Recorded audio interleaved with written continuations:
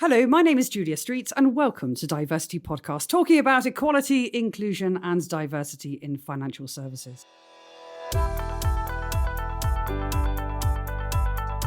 On this podcast, we seek to shine a light on positive progress, call out areas requiring further focus, and offer lots of ideas to help drive change. And today, I'm joined by Madison Marriage of the Financial Times and Wincie Wong of RBS. Madison Marriage began her career in financial journalism in 2010, joining the Financial Times as a reporter in 2012. Her tenures have included deputy editor of the asset management section, and today her beat covers the world of tax and accounting.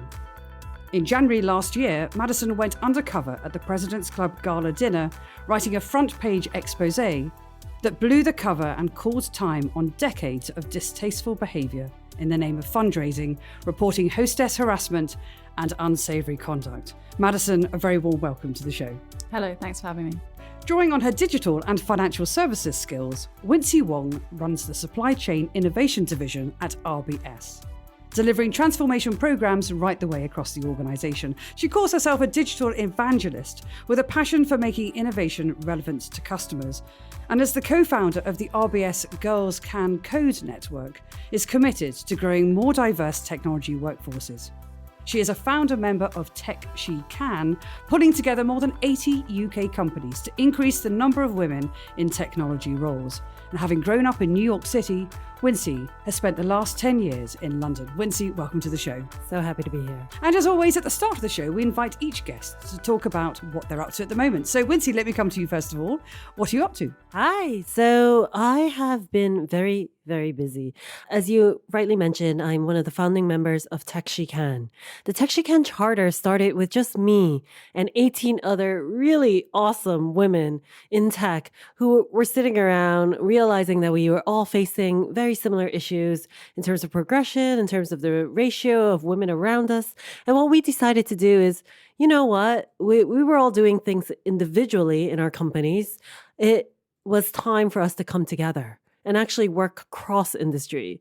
And we're absolutely delighted that over the last year that we now have over 80 member organizations from across all industries. We have Tesco's, we have some of the other banks as well. So this is all about cross collaboration, cross industry. Yes, so there's certainly a lot in there we'll pick up as we go through the show. So thank you, Wincie. And Madison, let me turn to you. What are you up to at the moment?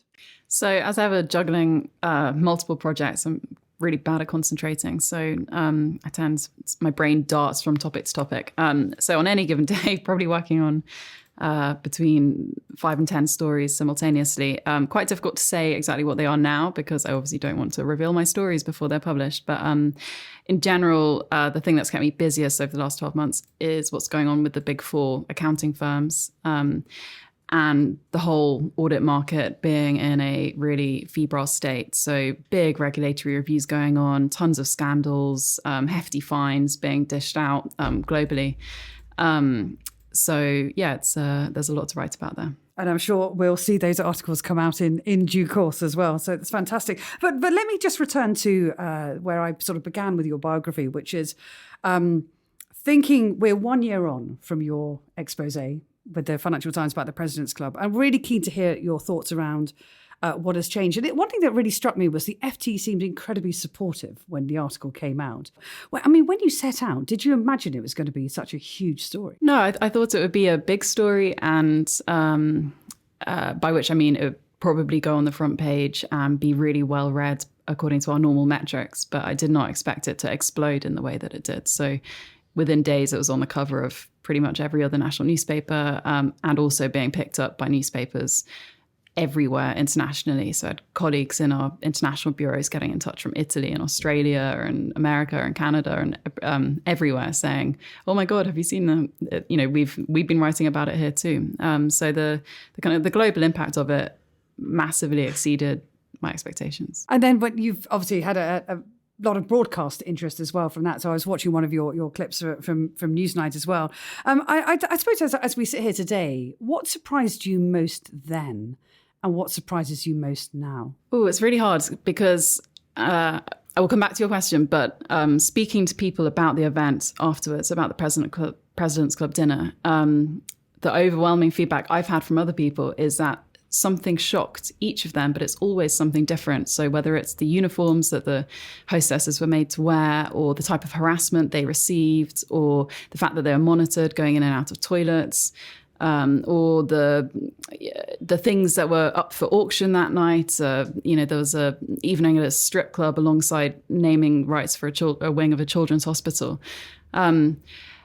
Everyone you speak to, there's something different that shocked each of them. So I think the night itself shocked me on many different, quite complex levels. I think the thing that shocked me the most is because I've never been at the center of a media storm before personally. And there are elements to that really surprised me, both how some newspapers reacted. There was one paper that tried to come after me personally in particular. In the end, that didn't happen, but that was really traumatizing. And actually, I think probably a useful learning experience for a journalist to be on the receiving end of that. And then the other thing was the kind of the trolling and the abuse that comes from a certain section of society when you do put certain people in the spotlight. There was a fair amount of that, and I'd never experienced anything like it before. And I believe that kind of thing does make you stronger, but it was pretty unpleasant at the time. I can't even begin to imagine, actually. And sort of 1 year on now, I was very interested. I read your sort of article, which you co-authored. And one thing that surprised me was that various people who attended, who were interviewed, that, their kind of reactions, some, and obviously it doesn't not represent of everybody, but some were saying, yes, there were prostitutes, but they weren't hostesses. Yes, there were hospitality suites and rooms upstairs, but only a small minority moved to them. And then one that really got me was, we do want to objectify women and the girls want to be objectified. And this is 1 year on from when that came out as well. And I wonder sort of to what degree the world has changed. And if so, how? So I think part of the reason why we published that piece and included quite lengthy quotes from that individual and others was to demonstrate the fact that there still are some real dinosaurs out there, and that some people's attitudes definitely haven't changed despite the kind of global tidal wave of the Me Too movement. But I think there is a lot to be positive about. I don't want to sound too Pollyanna-ish, but I think that to an extent, both the President's Club, but all the other Me Too scandals that have embroiled companies around the world, from, those related to Hollywood to some big financial services companies in the UK, they have realized the kind of the reputational risk of having these kind of scandals attached to their names. And I think are both kind of rightly stricter and tougher on employees found to have engaged in improper conduct or illegal conduct. Let's not shy away from the fact that much of this stuff is definitely illegal and should be prosecuted. So, I think if anything, I hope that my reporting, the most important thing that could have come out of it is that any man or woman tempted to harass, grope,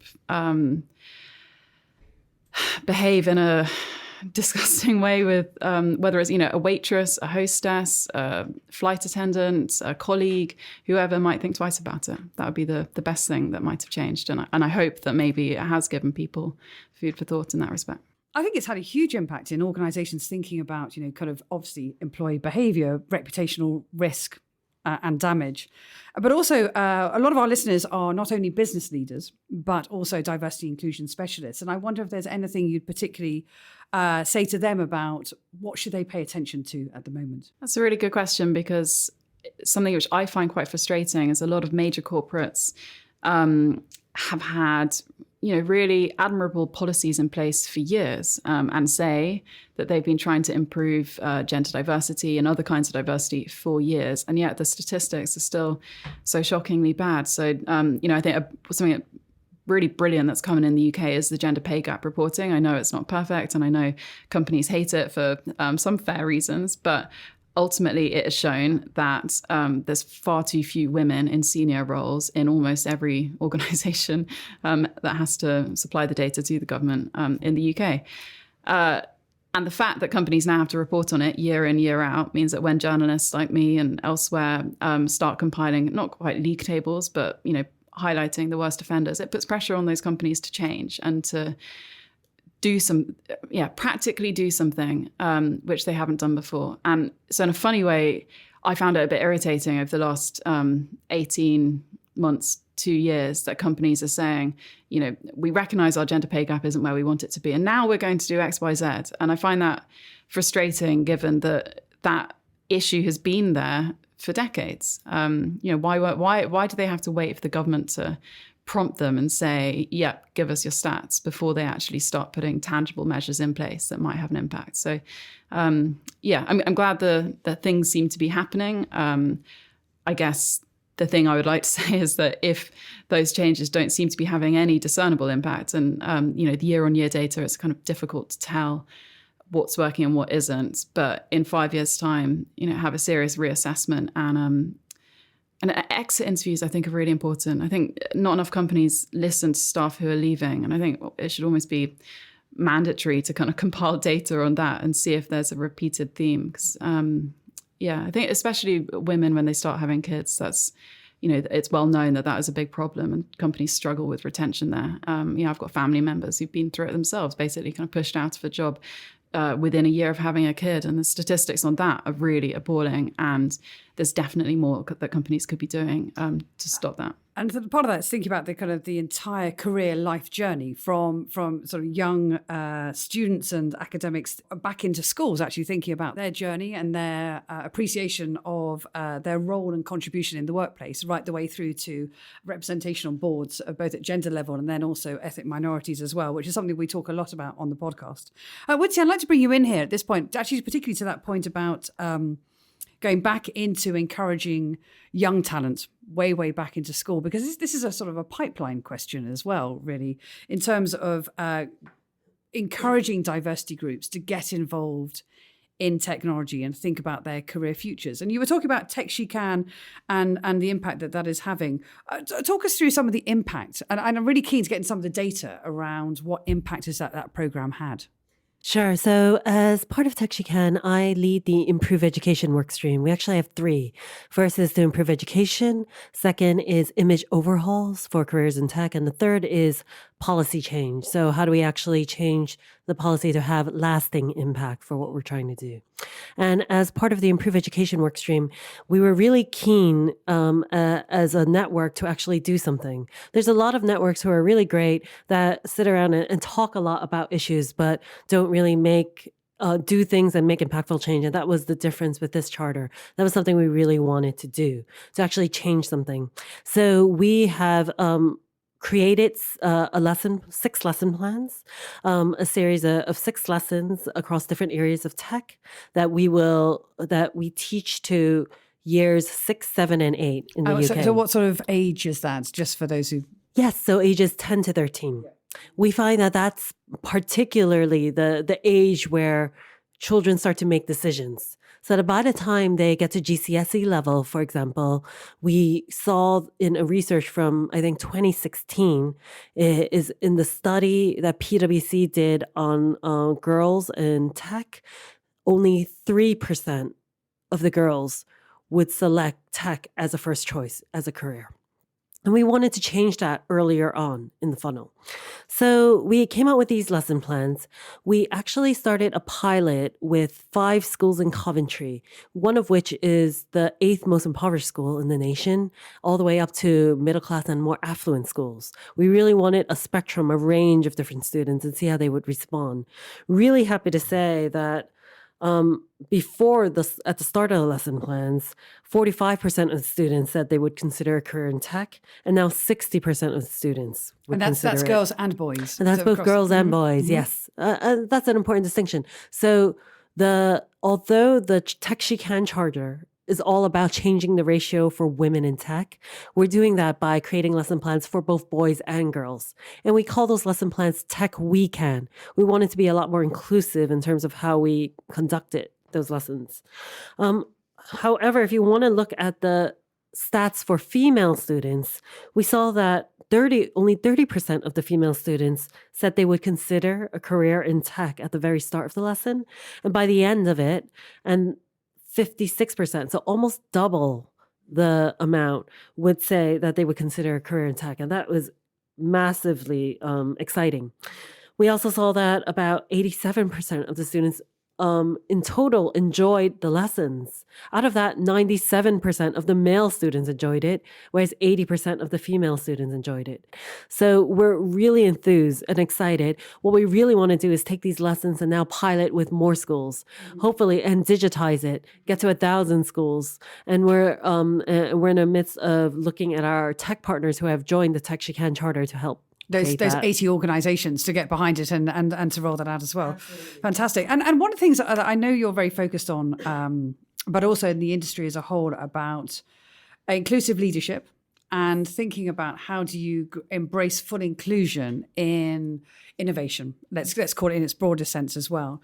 But I'm very fascinated by the dynamics of where the investments lies, and arguably the world of VC and venture cap equity, and also you work for a financial institution, very male dominated. And actually there are skews and arguably biases around how much money goes towards male established and run enterprises versus female as well. Love to get your thoughts on that. So there is a lot that's happening in this space. Not enough. I think there are, and you'll have to check this particular stat, but I heard recently that there was a stat that only 1% of VCs in the UK are female. And that is absolutely appalling. There's not enough women who are going to small businesses because they're not getting the funding that they need. That's something that's a huge focus for us in the bank. One of the things that Alison Rose, who's our CEO of our commercial and private bank, has been charged with by the government is to do a review on women in business and to see what the barriers are for women in business. And this is particularly important in both financial services and in tech. And the reason I focus on it is because tech is the fastest growing sector, is the biggest sector for small businesses in the UK. And if women are not learning about tech and not getting into it and not confident in their ability to do that, they're missing a huge opportunity, even when they do decide to go into that business. So as a bank, we have done a lot of commitments to have more women in business specialists who are responsible for helping more women go into small business and to help support them. A really great example is I have a very dear friend of mine, Asma Khan, who's the chef and founder of Darjeeling Express, Indian restaurant in Soho in London. And she is the first British chef to be on Netflix's Chef's Table. Absolutely incredible.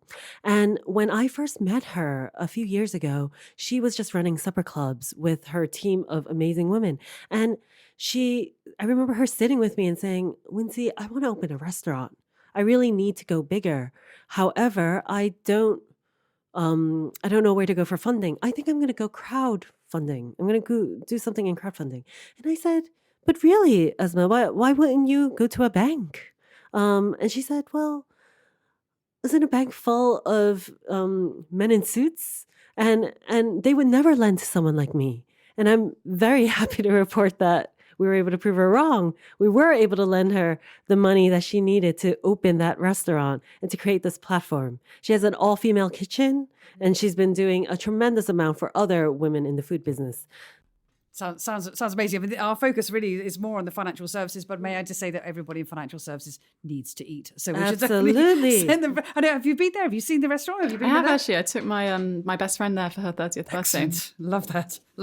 No, but it is one sort of few things I've been sort of thinking about, which is particularly this year, which is a year of change, and really love to hear both your views on this. Which is when we talk about embracing difference and diversity and inclusion, when we're on the rise. So when we're economically doing very well, but of course this is a fascinating year of change, and wonder how in times of economic uncertainty. Perhaps I don't want to be the doomsayer on the podcast. Times of economic uncertainty. Why does diversity and inclusion matter? Madison, let me come to you first of all. Your thoughts. I mean, there's been academic research paper after paper, and big consultancies like McKinsey putting out report after report showing that more diverse teams perform better, and you can apply it to the investment industry and how fund management teams perform. You can apply it to the boards of high-performing companies. I've also seen research that indicates that boards which are all male or basically don't have any diversity, those kind of companies are more likely to be involved in scandals. So there's plenty of really solid research that shows diverse teams do better. So actually, in theory, in a downturn or when companies are struggling, that's a really good time maybe to be thinking about your diversity rather than putting that on the back seat, because it might help you get yourselves out of a hole. And of course, in technology, I mean, diversity really matters. If you're building technology, you have to have diverse minds around it as well as individuals in order to put it through its paces effectively. Otherwise, you end up with biases. And the world you look at, Wincie, which is around the technology as well. I mean, why particularly more than ever before should listeners be going, you've got to make sure this stays at the top of the agenda? Well, as a bank, we've been around for almost 300 years.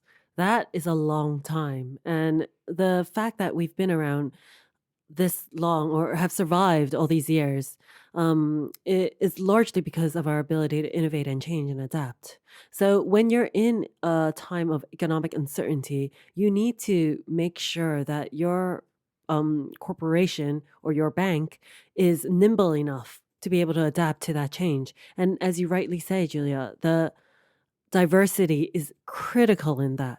I've always hired teams that were diverse. And diversity takes on a lot of different tones. So in innovation, it's extremely important, if you're coming up with ideas, to have people who are introverts and extroverts, for example, to have people who have different types of backgrounds, people with maybe more cerebral, psychological, academic backgrounds, as well as people who have maybe more marketing and advertising backgrounds, as well as people who are more technical. So you need people of all different backgrounds. It's even better if they come from different cultural backgrounds, different genders, different points of view.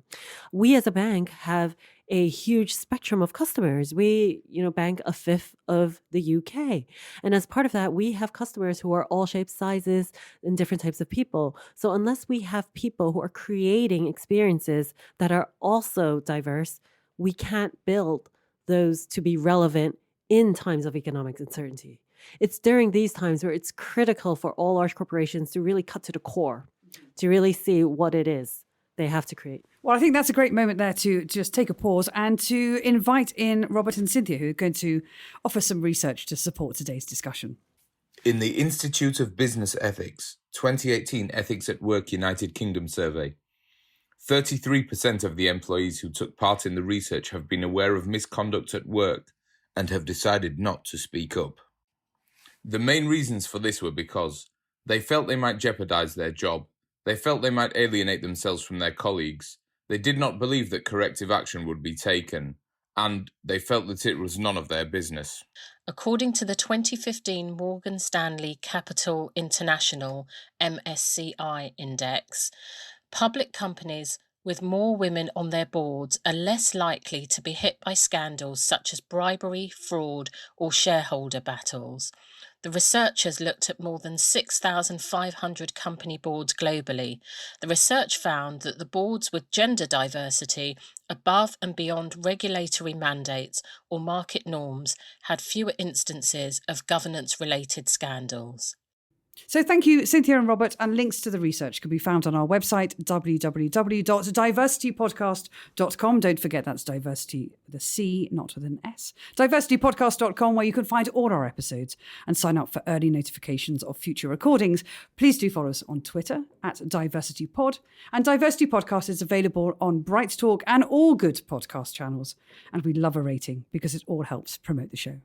We want to end on what you're optimistic about. So actually, let's start with that just between us. So what are you optimistic about? I've definitely seen really concrete signs of companies that I write about making very serious moves to improve matters, by which I mean they are inviting in external people to provide hands-on training to staff about what to do if you're in an uncomfortable situation, or if you see a colleague in an uncomfortable situation, or would you flag it to anyone? And those kind of questions which you might think about and worry solo, without even sharing it with anyone else around you.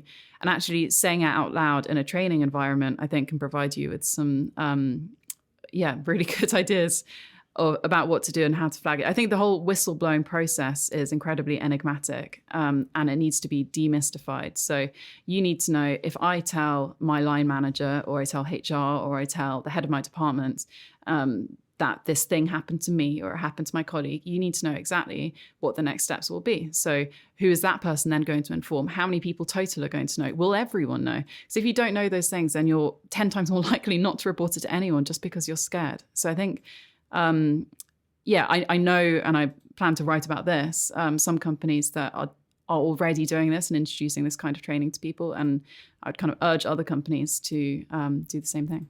So Wincie, let me just turn to you then. What are you optimistic about? I'm really optimistic about two things, I think. It's something that you've brought up about consequences. So by putting the article that you did out and the huge movement that's happened in financial services, there are consequences now for the people, whereas previously this kind of behavior proliferated because there were none. And I think a lot of corporations and large banks have come out and said, this is no longer acceptable. And what I'm really optimistic about is that next generation. It is about seeing them get excited about new careers. When I was entering financial services was the sexy career. There were a lot of movies about it, and that's where you were making all the big money, etc. Well, that's no longer the case. This isn't always where you make the biggest money. And I know that for the next generation, they're looking at the tech companies, or they want to become entrepreneurs, which is incredible, in order to make it big. And some of them are having a huge amounts of impact in the world. And what I'm excited about is helping that next generation see the opportunities and seeing that light in their eyes as well. And I think that's a wonderful moment to end the show in terms of thinking about how do we encourage the next generation to come into the industry, but also how do organizations step up, become accountable, and then also demonstrate that there are consequences to behaviors that are no longer acceptable within this industry. It's been a fascinating conversation. I'd just like to take a moment to thank you both, Madison and Wincie. Thank you. Thank you. Thank you.